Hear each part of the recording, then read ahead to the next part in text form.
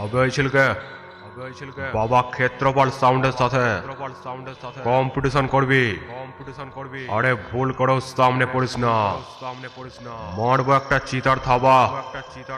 মনে মনে ভাববে কার সামনে এসে পড়েছি রে বাবা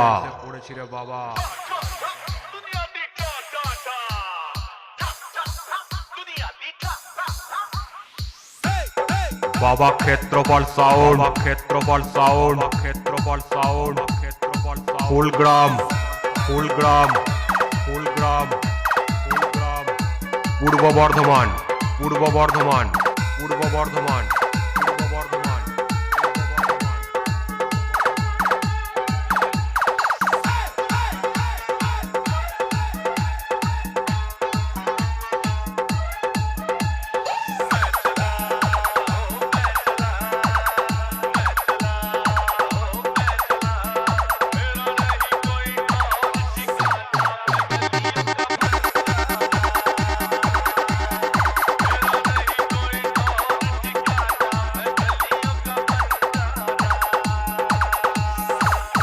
शुभेंदु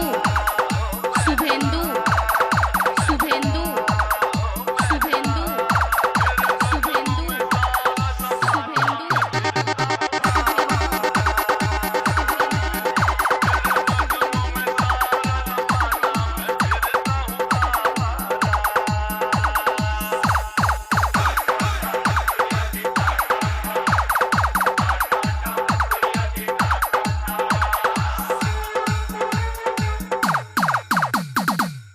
বাবা ক্ষেত্রপাল সাউন্ড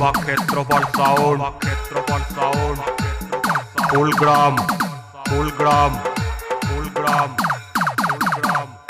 পূর্ব বর্ধমান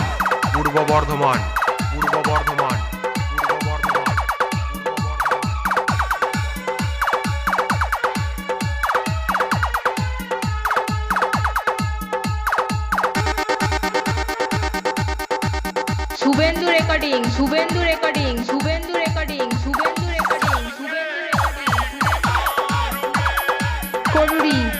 कोरुरी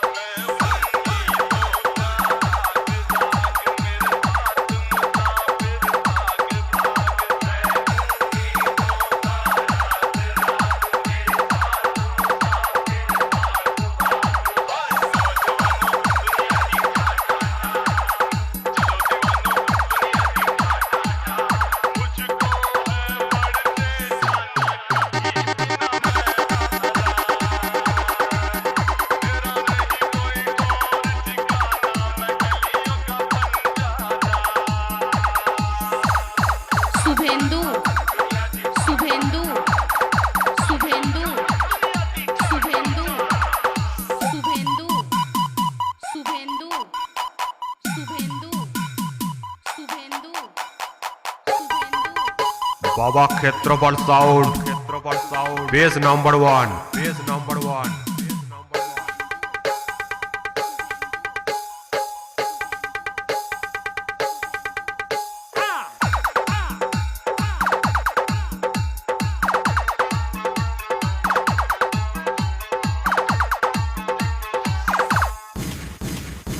शुभेंदु रेकर्डिंग